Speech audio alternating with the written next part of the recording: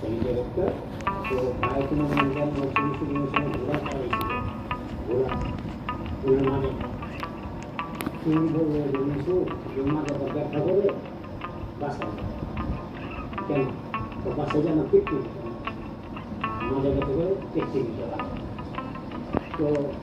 তখন সুইমিং দেখি আজকে যে সাতটা লেখা আগে এরা এই বেগিংয়ের সিনেমাগুলি ব্যাংকগুলির ভিতরে একটা ইয়ে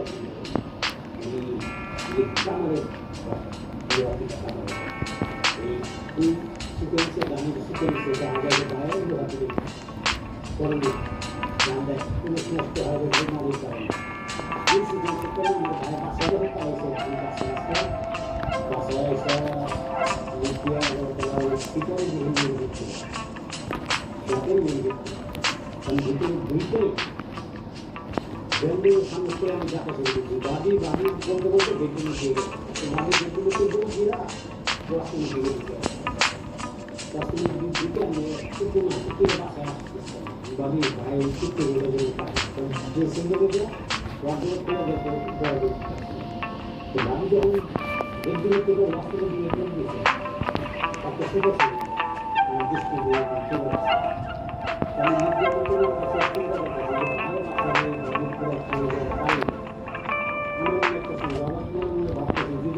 বাইরে যাবে যে বাইরে অবস্থা দেখছি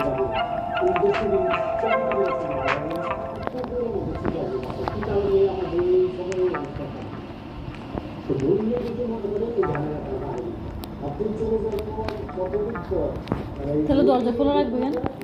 3 মাস পরে মানে যে লোক আমার বলছে যে সালমানের দুনিয়াতে মারা গেছে ওই লোককে আমি ডাক্তারের এলাকা আপনারা কি জানতেছে সালমান শাহ রিলেটেড আছে সালমান শাহ হত্যাকাণ্ডের বিষয়ে তিনি কিন্তু বলেছিলেন না এত বড় করে বলে যে আমার ছেলেকে করে হত্যা করে